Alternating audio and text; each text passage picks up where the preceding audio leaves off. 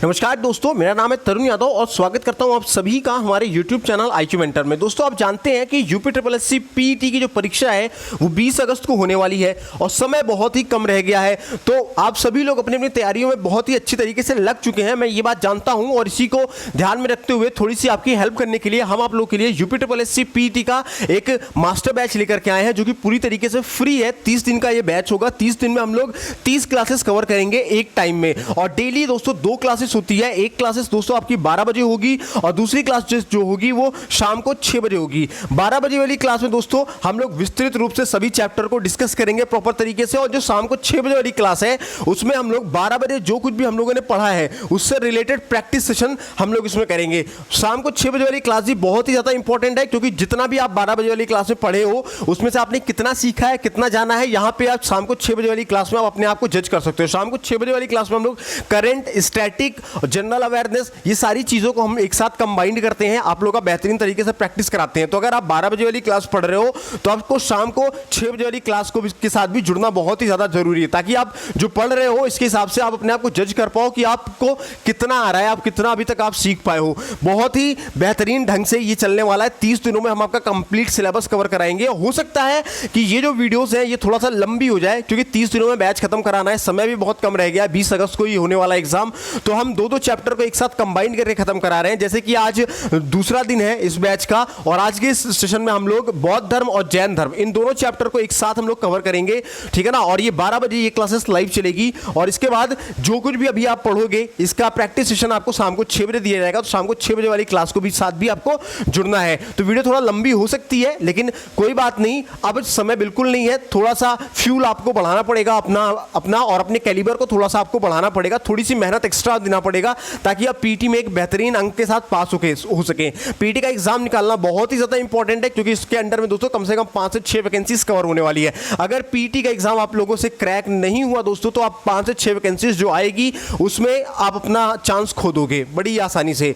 तो इसलिए पीटी का जो बैच है इसको बहुत ही ध्यानपूर्वक देखिए। अकेले ये 30 दिन के साथ अगर आप जुड़ गए, सिर्फ दोपहर 12 बजे शाम को 6 बजे वाली दोनों क्लासेस अगर आप जुड़ गए सिर्फ 30 दिन, आप यूपीएससी में इजीली है कि 100 में से 90 के ऊपर मार्क्स बड़े आराम से स्कोर करके ले आएंगे। तो चलिए शुरुआत करते हैं सेशन की। बट शुरुआत करने से पहले वीडियो को लाइक जरूर कर देना यार, और शेयर करना आप लोगों की रिस्पॉन्सिबिलिटी है। चैनल पे अगर आप पहली बार आ रहे हैं सब्सक्राइब करके बेल आइकन को जरूर प्रेस कीजिएगा। और जो कुछ भी इस वीडियो में कराया जाएगा दोस्तों, इसका पीडीएफ भी आप लोगों को प्रोवाइड कराया जाएगा, इसलिए बिल्कुल टेंशन नहीं लेना है। अब दोस्तों जो शुरुआत हम लोग करने जा रहे हैं बौद्ध धर्म में, तो दोस्तों बौद्ध धर्म में पढ़ने के लिए तो हालांकि बहुत सारी चीजें हैं, बहुत कुछ है पढ़ने के लिए, लेकिन जो आपकी यूपीएससी पीटी का सिलेबस है हम सिलेबस के अकॉर्डिंग चलेंगे। तो सिलेबस में आपके बौद्ध धर्म के अंतर्गत गौतम बुद्ध की जीवनी और शिक्षाएं, ठीक है ना, ये पूछा जाना है। तो हम इन्हीं टॉपिक्स को कवर करेंगे और कुछ अदर टॉपिक्स को भी इंक्लूड करेंगे जहां से क्वेश्चन बनने के चांसेस बन सकते हैं। लेकिन मोस्ट प्रोबेबिलिटी हमारा फोकस यही होगा कि जो यूपीएससी पीटी का सिलेबस है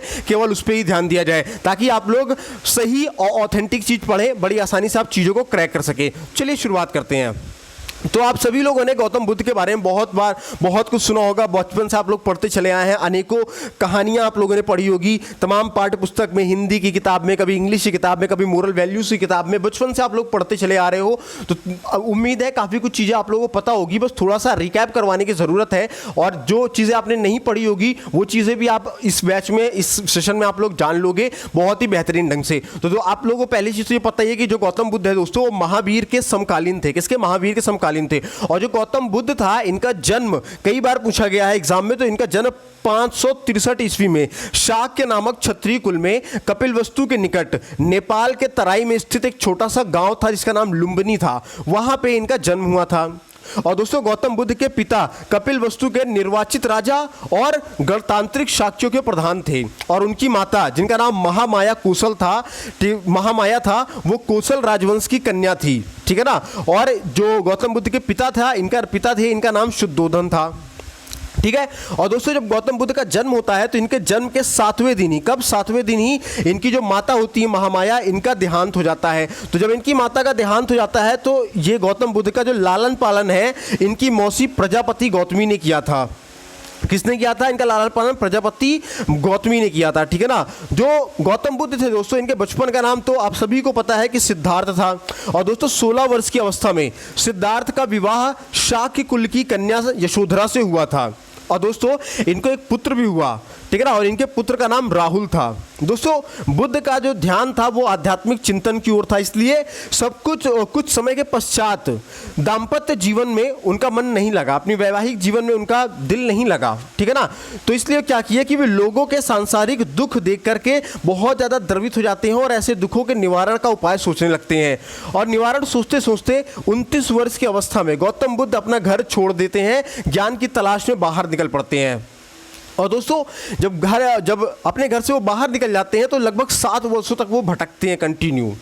और 7 वर्ष तक भटकने के बाद 35 वर्ष की उम्र में बोधगया में एक पीपल के वृक्ष के नीचे उन्हें ज्ञान प्राप्त हुआ। और दोस्तों जब इन्हें ज्ञान प्राप्त हुआ तब से ये बुद्ध कहलाने लगे। मतलब बुद्ध का मतलब होता है प्रज्ञावान, ठीक है ना, तो वो प्रज्ञावान कहलाने लगे।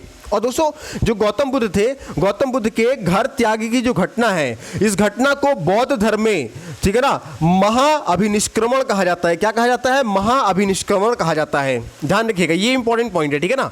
इसके बाद दोस्तों ज्ञान प्राप्ति के बाद जो बुद्ध थे वो सारनाथ जाते हैं, सारनाथ में आया करते हैं, ठीक है ना, जिसको, और सारनाथ तो अभी वर्तमान में हम लोग जानते हैं, लेकिन प्राचीन नाम सारनाथ का क्या था? तो मृगदाब था। क्या था?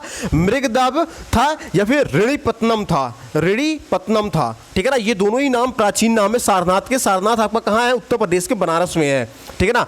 और जब ये सारनाथ आते हैं तो यहाँ पर 5 ब्राह्मण सन्यासियों को सबसे पहले ये उपदेश किया, जिसे बौद्ध ग्रंथ में धर्म चक्र प्रवर्तन के नाम से दिया। मतलब ये कि जब सबसे पहला जो इन्होंने अपना उपदेश दिया था वो कहाँ पे दिया था? सारनाथ में ही दिया था। और जो सारनाथ में इन्होंने अपना सबसे पहला उपदेश दिया, उस उपदेश को धर्म चक्र प्रवर्तन कहा गया, ठीक है ना। एग्जाम में कई बार आप लोगों से ये क्वेश्चन पूछा गया है और ये बन सकता है क्वेश्चन। ध्यान रखिएगा कि गौतम बुद्ध ने क्या किया? अपना सबसे पहला उपदेश कहाँ पे दिया?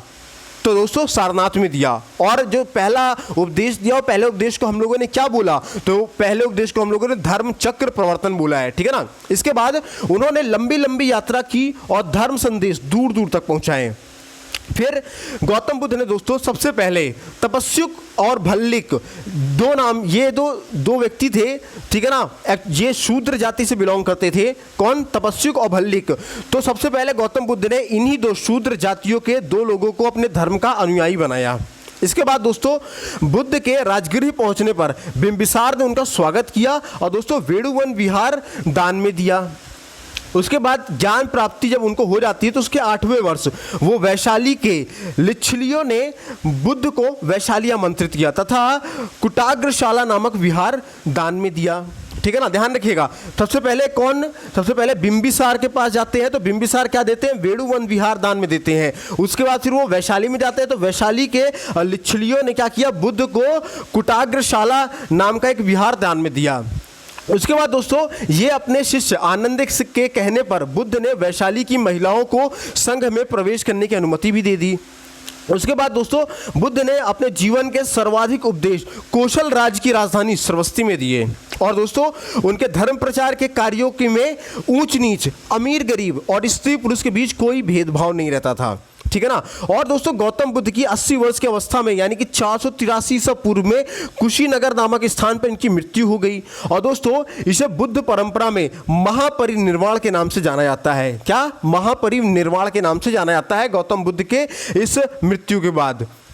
और दोस्तों मृत्यु के पहले गौतम बुद्ध कुशीनगर के परिवाज्रक सुभद्रक को उन्होंने अपना अंतिम उपदेश दिया, ठीक है ना। ये इंपॉर्टेंट पॉइंट बन सकता है, इसको डबल स्टार बनाइएगा कि मृत्यु के पहले गौतम बुद्ध ने अपना अंतिम उपदेश कहाँ दिया? तो दोस्तों कुशीनगर में दिया, ठीक है ना। कुशीनगर के परिवाज्रक सुभद्रक को उन्होंने अपना अंतिम उपदेश दिया। और अगर पहला पूछेगा पहला कहाँ पे उपदेश अपना दिया, तो मैंने अभी आप लोग बनाया बनारस के सारनाथ में दिया। और जो बनारस सारनाथ में उन्होंने अपना पहला उपदेश दिया उसको क्या बोला गया? धर्म चक्र प्रवर्तन बोला गया, ठीक है। उसके बाद दोस्तों महापरिनिर्वाण के बाद गौतम बुद्ध के अवशेषों को दोस्तों 8 भागों में विभाजित किया गया। कितने भागों में? 8 भागों में बांटा गया। अब चलिए अब देखते हैं बौद्ध धर्म की शिक्षाएं और सिद्धांत क्या थे, इसके बारे में ये जान लेते हैं।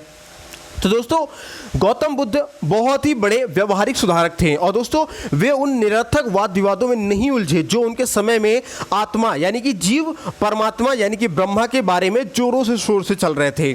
और दोस्तों बुद्ध ने आम जनता की भाषा पाली भाषा में उपदेश दिए थे। और दोस्तों वे ईश्वर एवं वेद की सत्ता को अस्वीकार करते थे। ठीक है ना, किसको? ईश्वर एवं वेद की सत्ता को अस्वीकार करते थे। दोस्तों बुद्ध ने जन्म आधारित वर्ण व्यवस्था को अस्वीकार किया।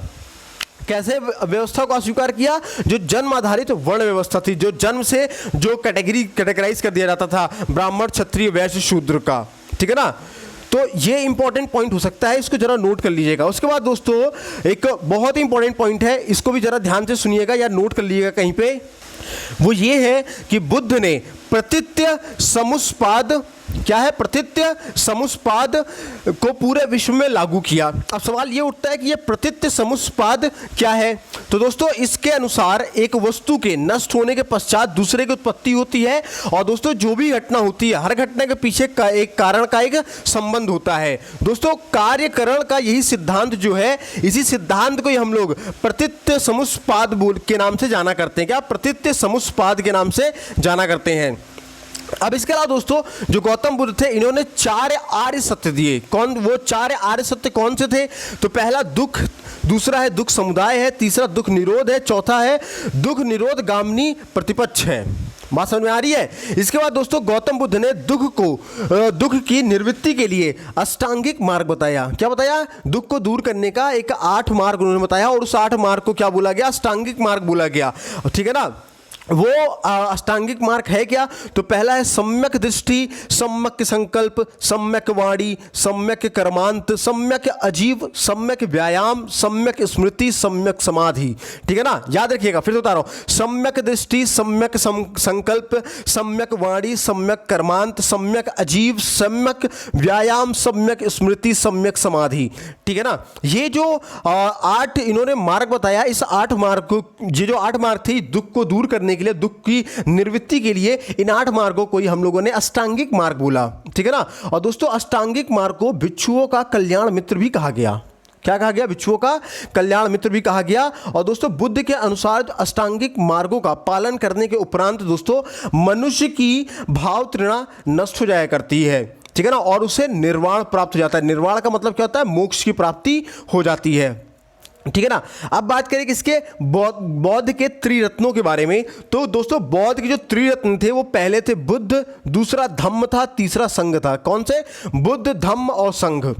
दोस्तों बौद्ध धर्म में निर्वाण प्राप्ति के लिए सदाचार तथा नैतिक जीवन पर सबसे ज्यादा बल दिया गया। और दोस्तों 10 शीलों को नैतिक जीवन का आधार माना। और ये 10 शील कौन कौन से थे? तो आइए जान लेते हैं। मतलब कि उन्होंने जो बौद्ध थे, बौद्ध धर्म में बोला गया कि अगर आपको मोक्ष प्राप्त चाहिए तो आप लोगों को सदाचार और नैतिक जीवन जीना पड़ेगा। ठीक है ना, और इसके लिए उन्होंने क्या किया? कुल 10 नियम बताएं। ठीक है ना, और 10 नियम जो थे वो बहुत ही इंपॉर्टेंट है। ठीक है, तो वो 10 नियमों को जान लो। पहला है सत्य, दूसरा अहिंसा, तीसरा है अस्तेय, चौथा है अपरिग्रह, 5वां है मग सेवन ना करना, उसके बाद 6वां है असमय भोजन ना करना, 7वां है सुखप्रद बिस्तर पर ना सोना, और 8वां है आभूषण का त्याग करना, 9वां है स्त्री से दूर रहना, और 10वां है अभिचार आदि से दूर रहना। ठीक है ना, ये उन्होंने क्या बताया? 10 नियम दिए ताकि आप क्या कर सके? निर्वाण की प्राप्ति कर सके।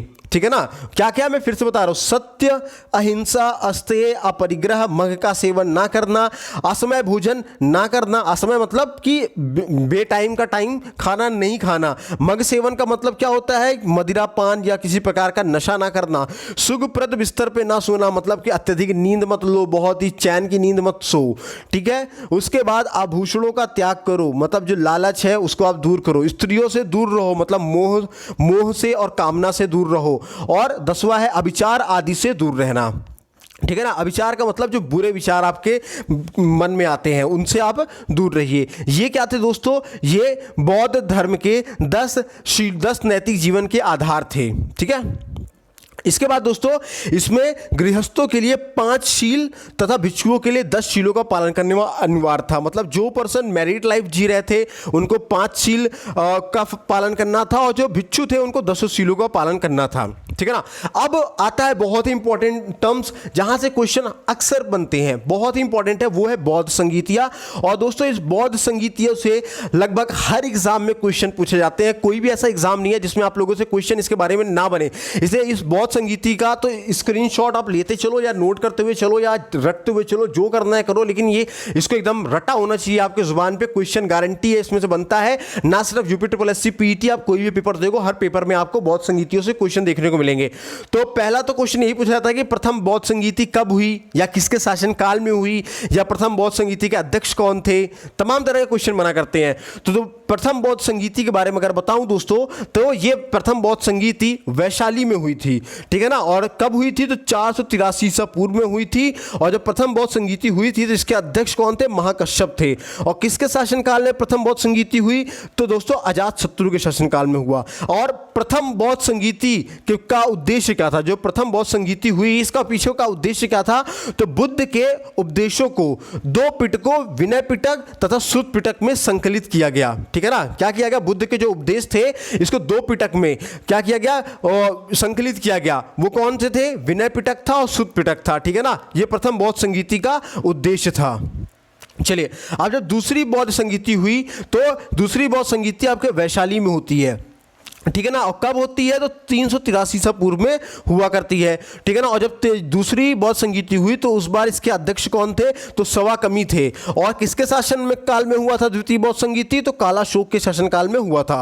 और द्वितीय बौद्ध संगीति के पीछे का उद्देश्य क्या था, तो अनुशासन को लेकर मतभेद के समाधान के लिए बौद्ध धर्म स्थविर एवं महासंघिक 2 भागों में बंट गया, ठीक है ना। ध्यान रखिएगा, इसका उद्देश्य क्या था कि जो अनुशासन को लेकर के कुछ मतभेद हुआ, ठीक है ना। और वो मतभेद के जो समाधान था, उस समाधान ये निकाला गया कि जो बौद्ध धर्म क्या हुआ, 2 भागों में बटा। कौन कौन से भागों में, स्थविर और महासंघिक, इन 2 भागों में बट गया द्वितीय बौद्ध संगीति में। अब तीसरी बौद्ध संगीतियों की बात करूं तो तीसरी बौद्ध संगीति आपके पाटलिपुत्र में हुआ करती है। और कब होती है, तो 251 ईसा पूर्व में हुआ करती है, ठीक है ना। इसके बाद तीसरी बौद्ध संगीति का अध्यक्षता कौन कर रहा होता है, तो ये बहुत ही इंपॉर्टेंट क्वेश्चन नहीं बनता है, क्योंकि तृतीय बौद्ध संगीति से अध्यक्ष के बारे में तो क्वेश्चन आज तक बना ही नहीं है। इसलिए आप चाहो तो स्क्रीनशॉट ले लो, ठीक है ना। आपकी इच्छा है, मैंने एक्स्ट्रा में ऐड कर दिया है क्योंकि बाकी 2 का मैंने बताया था, ठीक है ना। और लेकिन जो पूछा जाता है वो ये पूछा जाता है कि तृतीय बौद्ध संगीति किसके शासनकाल में हुई थी, तो अशोक के शासनकाल में हुई थी। और तृतीय बौद्ध संगीति का उद्देश्य क्या था, तो उद्देश्य भी जान लो। इसका उद्देश्य था संघ के भेद विरुद्ध कठोर नियमों का प्रतिपादन करके बौद्ध धर्म को स्थायित्व प्रदान करने का प्रयत्न किया गया। और दोस्तों तीसरा पिटक अभिधम्म पिटक को भी जोड़ा गया, मतलब इसके दूसरी बौद्ध संगीतियों में केवल 2 पिटक जोड़े गए थे, अब तीसरी बौद्ध संगीतियों में तीसरा पिटक भी जोड़ दिया गया। कौन से, अभिधम्म पिटक को जोड़ा गया। बात समझ में आ रही है। और किसके शासनकाल में हुआ था, अशोक के शासनकाल में हुआ था। कहां पे हुआ था, पाटलिपुत्र में हुआ था। कब हुआ था, तो 251 ईस्वी ईसा पूर्व में हुआ था तृतीय बौद्ध संगीति, ठीक है ना। अब चतुर्थ बौद्ध संगीति जो है ये बहुत इंपॉर्टेंट है, कई बार क्वेश्चन बने हैं कि ये कहां पे होता है, तो ये हुआ था दोस्तों कश्मीर के कुंडल वन में हुआ था। कहां पे, कश्मीर के कुंडल वन में हुआ था। और इसका समय क्या था, तो इसका समय है लगभग ईसा की 1वीं शताब्दी में हुआ था। और इसके अध्यक्ष कौन थे चौथी बौद्ध संगीति के, तो इसके अध्यक्ष वासुमित्र और अश्वघोष थे। और किसके शासनकाल में हुआ था, तो कनिष्क के शासनकाल में चौथी बौद्ध संगीति हुई थी। और चौथी बौद्ध संगीति के पीछे का उद्देश्य क्या था, तो इसका उद्देश्य था दोस्तों बौद्ध धर्म को 2 संप्रदायों हीनयान और महायान में बांटा गया। किसमें, हीनयान और महायान में बांट दिया गया चौथी बौद्ध संगीतियों में। मतलब देख रहे हैं ये जो हर एक बौद्ध संगीति में कुछ ना कुछ नया हुआ है, इसलिए याद रखिएगा इन सभी चीजों को। क्या क्या याद रखना है, कब हुआ है, किसके शासनकाल में हुआ है और क्या उद्देश्य था इसके होने का, ठीक है ना। और किस जगह पे हुआ है, इतना चीज आप याद रखिएगा। क्योंकि अध्यक्ष कौन थे, ये ज्यादा क्वेश्चन ये बहुत ही रेयरली पूछे जाते हैं और यूपी पीटी में तो बिल्कुल भी नहीं पूछा जाएगा, ठीक है ना। अब तमाम अनेकों बौद्ध ग्रंथ हुए और तमाम उसके रचनाकार भी हुए, तो हम लोग जान लेते हैं कि जो प्रमुख बौद्ध ग्रंथ थे उसके रचनाकार कौन कौन से हैं, क्योंकि इसमें से क्वेश्चन बनते हैं, ठीक है ना। तो ये क्वेश्चन भी मैं करवा देता हूं, क्योंकि 1 से 2 क्वेश्चन के अगर बन गया नंबर तो क्या ही कहना है, ठीक है ना। तो पहला तो बौद्ध ग्रंथ है मिलिंद पन्हु। क्या है, मिलिंद पन्हु। और मिलिंद पन्हु के रचनाकार कौन है, तो दोस्तों नागसेन है। इसके अलावा बुद्धचरित सौंदरानंद, क्या बुद्धचरित सौंदरानंद, शरीय पुत्र प्रकरण, और ये किसने लिखा है? तो अश्वमेघ ने लिखा है, ठीक है ना। अश्वमेघ ने 4 बौद्ध ग्रंथ को लिखा है। किसको? बुद्धचरित, सौंदरानंद, शरीय पुत्र और प्रकरण, ठीक है ना। इसके बाद जो नागार्जुन थे दोस्तों, नागार्जुन ने एक बौद्ध ग्रंथ लिखा है, वो क्या है? वो है माध्यमिक कारिका। क्या है? माध्यमिक कारिका, ठीक है ना। उसके बाद बुद्ध घोष आते हैं, तो बुद्ध घोष भी एक बौद्ध ग्रंथ की रचना की है, वो क्या है? विशुद्धि मग्न। क्या है? और विशुद्धि मग्ग, क्या है? विशुद्धि मग्ग, ठीक है ना। और उसके बाद वसुबंधु आते हैं, तो वसुबंधु ने दोस्तों अभिधम्ब कोश की रचना की है। किसकी? अभिधम्ब कोश की रचना की है। अब देखो, अब एक सवाल ये भी उठता है कि ऐसा क्या कारण था जिसकी वजह से बौद्ध धर्म इतना लोकप्रिय हो गया? इसके लोकप्रियता का कारण क्या था? तो दोस्तों, जो बौद्ध धर्म की लोकप्रियता के कारण है, उसके पीछे बहुत सारे फैक्टर्स वर्क करते हैं, लेकिन जो इंपॉर्टेंट फैक्टर्स हैं उनको हम लोग केवल डिस्कस करेंगे, ठीक है ना। तो पहला फैक्टर तो हम लोग ये मान सकते हैं कि इसके जो जटिल दार्शनिक और वाद विवाद का ना होना, ये बौद्ध धर्म की लोकप्रियता का कारण बना।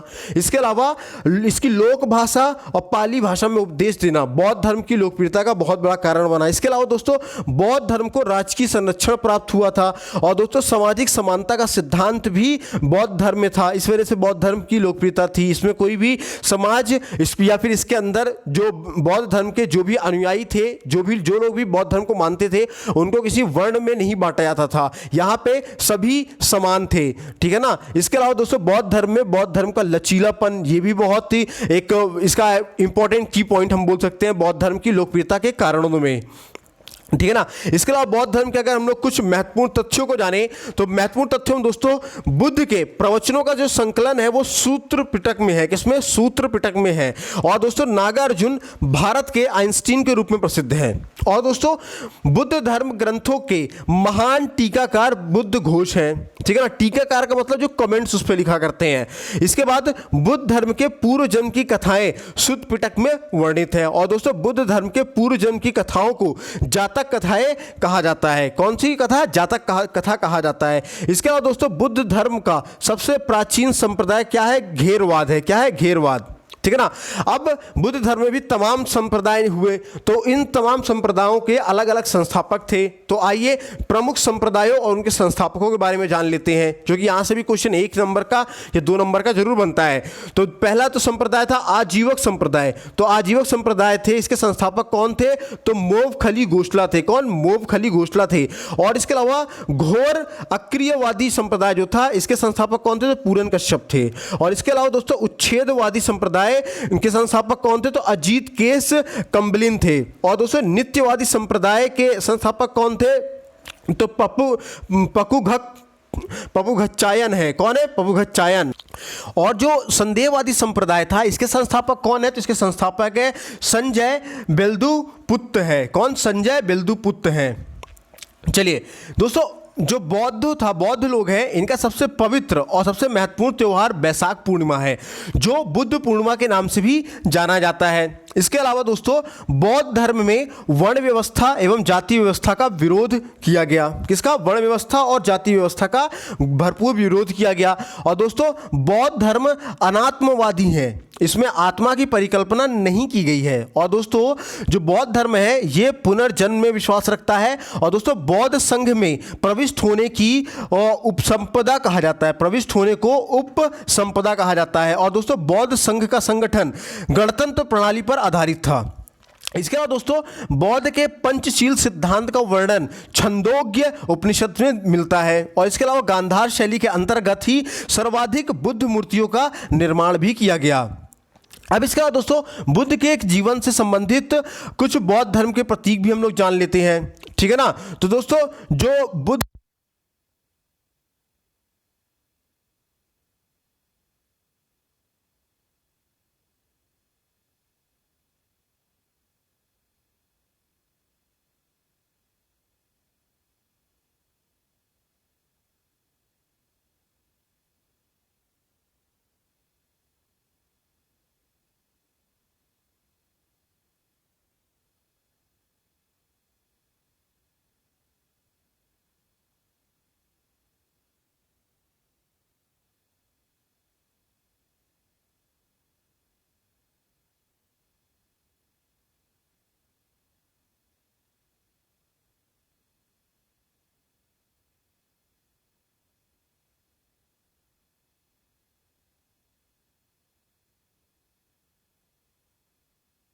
कितने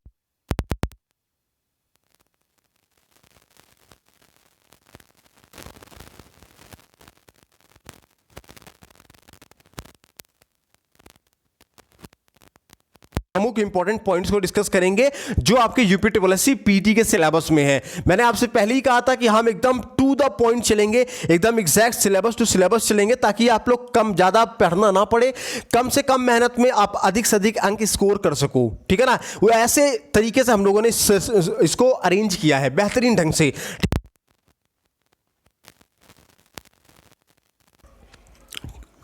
दोस्तों, जैन शब्द जो है वो संस्कृत के जिन शब्द से बना है। किससे? जिन शब्द से बना है, जिसका अर्थ होता है विजेता, मतलब जिन्होंने अपने मन पे, अपने वचन पे, अपनी काया पे विजय पा लिया है। और दोस्तों, जैन धर्मावलंबियों के अनुसार उनके सबसे महान धर्मोपदेष्टा महावीर के पहले 23 आचार्य हुए जो जैन तीर्थंकर कहलाते हैं। ठीक है ना, और जैन धर्म की स्थापना का जो श्रेय है ये जैनियों के प्रथम तीर्थंकर ऋषभदेव या आदिनाथ को माना जाता है। और दोस्तों, इन्होंने 6ठी शताब्दी ईसा पूर्व में जैन आंदोलन का प्रवर्तन किया था। दोस्तों, जो ऋषभदेव थे यानी कि जो जैन धर्म के प्रथम तीर्थंकर थे, और दोस्तों जो जैन धर्म के 22वें तीर्थंकर हैं, अरिस्टोनोमी का उल्लेख हमें ऋग्वेद में मिलता है। किसका किसका? ऋग्वेद में मिलता है। जैन धर्म के प्रथम तीर्थंकर ऋषभदेव का और जैन धर्म के 22वें तीर्थंकर अरिस्टोनोमी का उल्लेख ऋग्वेद में हमको मिला करता है। दोस्तों, जैन धर्म के 23वें तीर्थंकर पार्श्वनाथ थे। कौन? जैन धर्म के 23वें तीर्थंकर पार्श्वनाथ थे, जो काशी के इक्ष्वाकु वंशीय राजा अश्वसेन के पुत्र थे। और दोस्तों, इनका काल महावीर से 250 ईसा पूर्व माना जाता है। इसके अनुयायियों को दोस्तों निर्ग्रंथ कहा जाता है, और इन्होंने राज्य सुख को छोड़कर ये सन्यासी हो गए थे। दोस्तों, जो जैन धर्म 23वें तीर्थंकर हैं पार्श्वनाथ, इन्होंने 4 महाव्रत प्रतिपादित किए। वो 4 महाव्रत कौन से थे? तो वो थे सत्य, अहिंसा, अपरिग्रह और अस्तेय। अस्तेय का मतलब होता है चोरी ना करना। ठीक है ना, ये उन्होंने क्या किया? 4 महाव्रत का प्रतिपादन किया। दोस्तों, जो पार्श्वनाथ थे, पार्श्वनाथ को झारखंड के गिरिडीह जिले में सम्मेद पर्वत पर निर्वाण प्राप्त हुआ। और दोस्तों, जैन धर्म के वास्तविक संस्थापक, जैन धर्म के 24वें तीर्थंकर और अंतिम तीर्थंकर महावीर स्वामी थे, और इन्हीं को ही जैन धर्म का वास्तविक संस्थापक भी माना जाता है। और दोस्तों, महान सुधारक वर्धमान महावीर को वर्धमान महावीर का ठीक ठीक समय निश्चित कर पाना बहुत ही कठिन है, लेकिन एक मान्यता के अनुसार वर्धमान महावीर का जन्म 1540 ईसा पूर्व में वैशाली के पास किसी गांव में हुआ था। दोस्तों, वैशाली की पहचान जो है वो उत्तर बिहार में इसी नाम से जन स्थापित जिले में स्थित बसाड़ से की गई है। और दोस्तों, इनके पिता सिद्धार्थ क्षत्रिय कुल के प्रधान थे, और दोस्तों उनकी माता का नाम त्रिशला था, जो बिंबिसार के ससुर लिच्छवी नरेश चेतक की बहन थी। दोस्तों, इस प्रकार महावीर के परिवार का संबंध मगध के राज परिवार से था। और दोस्तों, इस संबंध के कारण वे अपने धर्म प्रसार के क्रम में उन्हें राजाओं और राज सचिवों के साथ संपर्क करना आसान हुआ। इसके अलावा दोस्तों, महावीर स्वामी की पत्नी का नाम यशोदा था, और यशोदा से जन्म लेने वाली पुत्री जिसका नाम प्रियदर्शना था, इसका विवाह जमाली नामक क्षत्रिय के साथ हुआ था। दोस्तों, जमाली जो था वो महावीर स्वामी का सबसे पहला शिष्य था, और महावीर स्वामी सत्य की खोज के लिए 30 वर्ष की अवस्था में सांसारिक जीवन का परित्याग करके सन्यासी हो गए। और दोस्तों, 12 वर्ष तक लगातार कठोर तपस्या और साधना की, और कठोर तपस्या और साधना करने के बाद 42 वर्ष की अवस्था में महावीर को जंभिक ग्राम के समीप, कहां पे? जुंभिक ग्राम के समीप ऋजुपालिका नदी के किनारे साल के वृक्ष के नीचे कैपल्य प्राप्त हुए। क्या प्राप्त हुए? कैपल्य प्राप्त हुए। किसके वृक्ष के नीचे? साल के वृक्ष के नीचे। ये इंपॉर्टेंट पॉइंट है, मैं फिर से बता रहा हूं आपको कि जो महावीर स्वामी थे ये 30 वर्ष की आयु में अपने सांसारिक जीवन को त्याग देते हैं और सन्यासी हो जाया करते हैं, और 12 वर्ष तक कठोर तपस्या करते हैं, और फिर 42वें वर्ष में 42 वर्ष की अवस्था में महावीर को जुंभिक ग्राम के समीप ऋजुपालिका नदी के किनारे साल के पेड़ के नीचे कैवल्य प्राप्त हुआ, यानी कि ज्ञान प्राप्त हुआ। और दोस्तों, कैवल्य प्राप्त हो जाने के बाद महावीर स्वामी जिन कहलाए, और उनके अनुयायी जितने भी उनके अनुयायी थे वो जैन कहलाए। और दोस्तों, महावीर स्वामी की मृत्यु पावापुरी में 72 वर्ष की अवस्था में 468 ईसा पूर्व में हुई थी। दोस्तों महावीर स्वामी ने अपने जीवन काल में ही एक संघ की स्थापना की जिसमें कुल 11 अनुयायी सम्मिलित थे। और दोस्तों ये 11 अनुयायी क्या कहलाते थे? गणधर कहलाते थे। और दोस्तों जैन धर्म पुनर्जन्म और कर्मवाद में विश्वास करता है। जैन धर्म के अनुसार दोस्तों कर्म फल ही जीवन तथा मृत्यु का कारण हुआ करता है। और दोस्तों जैन धर्म में युद्ध और कृषि दोनों वर्जित है। क्या? युद्ध और कृषि दोनों ही वर्जित है, क्योंकि दोनों में जीवों की हिंसा होती है। दोस्तों शुरुआत में जैन धर्म में मूर्ति पूजा का प्रचलन नहीं था, लेकिन महावीर सहित अन्य सभी पूर्व तीर्थंकरों की मूर्ति पूजा बाद में आरंभ हो जाया करती है। अब बात करें किसकी? जैन धर्म के प्रमुख शिक्षाओं के बारे में, ठीक है ना। तो जैन धर्म की शिक्षाओं के अंतर्गत 5 व्रत आते हैं। 5 महाव्रत क्या है? पहला है अहिंसा। अहिंसा मतलब किसी भी जीव की हत्या ना करना। दूसरा है सत्य, हमेशा सत्य बोलना। अपरिग्रह मतलब संपत्ति इकट्ठा ना करना बल्कि दान करना। अस्तेय मतलब चोरी ना करना। और ब्रह्मचर्य यानी इंद्रियों को अपने वश में कर लेना, ठीक है ना। ये जो ऊपर 5 ये जो महाव्रत है दोस्तों, ये जो 5 महाव्रत है, इन 5 में से ये ऊपर के 4 महाव्रत, क्या ऊपर के ये जो 4 महाव्रत है इसको पार्श्वनाथ ने दिए थे। और ये जो अंतिम 5वां वाला है इसको ब्रह्मचर्य ये जो 5वां महाव्रत है इसको ब्रह्मचर्य महावीर ने जोड़ा था, ठीक है ना। ध्यान रखिएगा, ब्रह्मचर्य महावीर ने जोड़ा था। ऊपर के 4 किसने दिया? पार्श्वनाथ ने दिया, ठीक है ना। और जो अंतिम का है 5वां जो है ब्रह्मचर्य, इसको महावीर ने जोड़ा था। अब बात करें इसके त्रिरत्नों के बारे में, जैन धर्म के त्रिरत्न के बारे में बात करें तो दोस्तों जैन धर्म के अनुसार कर्म फल से मुक्ति के लिए त्रिरत्न का अनुशीलन आवश्यक है। वो त्रिरत्न कौन से हैं? तो पहला है सम्यक दर्शन, सम्यक ज्ञान और सम्यक आचरण। सम्यक दर्शन का मतलब होता है वास्तविक ज्ञान, सम्यक ज्ञान का मतलब होता है सत्य में विश्वास, और सम्यक आचरण का मतलब होता है सांसारिक विषयों से उत्पन्न सुख दुख के प्रति संभाव, ठीक है ना। और बात करें हम लोग अगर जैन धर्म के ज्ञान के बारे में तो दोस्तों जैन धर्म के ज्ञानों में जो प्रमुख है वो पहला है गति। गति का मतलब होता है इंद्रिय जनित ज्ञान। और दूसरा है श्रुति यानी कि सुनने वाला ज्ञान, श्रवण ज्ञान। अवधि मतलब कि दिव्य ज्ञान। और दोस्तों मनः पर्याय मतलब दूसरे की मन की बात को जान लेना। ये जैन धर्म का ज्ञान था। और कैवल्य यानी कि सर्वोच्च ज्ञान, ठीक है ना। इसके अलावा दोस्तों जैन धर्म के अगर मत के हिसाब से हम लोग जाने या मत के अनुसार के हिसाब से जाने तो ज्ञान के कुल 3 स्रोत हैं। नॉलेज के केवल 3 सोर्सेस हैं। वो कौन कौन से हैं? तो पहला सोर्स है आपका प्रत्यक्ष, दूसरा है अनुमान, तीसरा है तीर्थकारों का वचन, ठीक है ना। तीर्थकारों के वचन 3 कौन कौन से हैं? फिर से बता रहा हूं, ज्ञान के 3 स्रोत प्रत्यक्ष, अनुमान और तीर्थकारों के वचन, ठीक है। अब बात करूं किसके? जैन दर्शन की। तो जैन दर्शन में दोस्तों 3 बहुत ही इंपॉर्टेंट है। क्या? 3 बहुत ही इंपॉर्टेंट है। पहला है अनेकांतवाद। अनेकांतवाद का मतलब होता है इसमें बहुरूपता का सिद्धांत दिया गया है। और इसके अलावा दोस्तों सप्तभंगिनय या फिर स्यादवाद बताया गया है जिसमें सापेक्षता का सिद्धांत दिया गया है। और इसके बाद दोस्तों जैन दर्शन जो तीसरा है नौवाद जैन दर्शन है, इसमें आंशिक दृष्टिकोण का सिद्धांत दिया गया है। मतलब कि जो पहला जैन दर्शन है अनेकांतवाद, उसमें बहुरूपता का सिद्धांत दिया है। दूसरा जैन दर्शन यानी सप्तभंगिनय, इसमें सापेक्षता का सिद्धांत दिया गया। और तीसरा जो जैन धर्म है नौवाद, इसमें आंशिक दृष्टिकोण का सिद्धांत दिया गया है। और दोस्तों जैन धर्म में कैवल्य जीव का अंतिम लक्ष्य है। कैवल्य जीव का अंतिम लक्ष्य है, ठीक है ना। और दोस्तों कर्म फल का तथा आत्मा से भौतिक तत्व हटाने से कैवल्य संभव है। कैवल्य का मतलब होता है निर्वाण, निर्वाण का मतलब होता है मोक्ष। और जैन धर्म में हमेशा यही टारगेट रखा जाता है कि कोई भी जीव होगा उसका जो अंतिम लक्ष्य होगा वो निर्वाण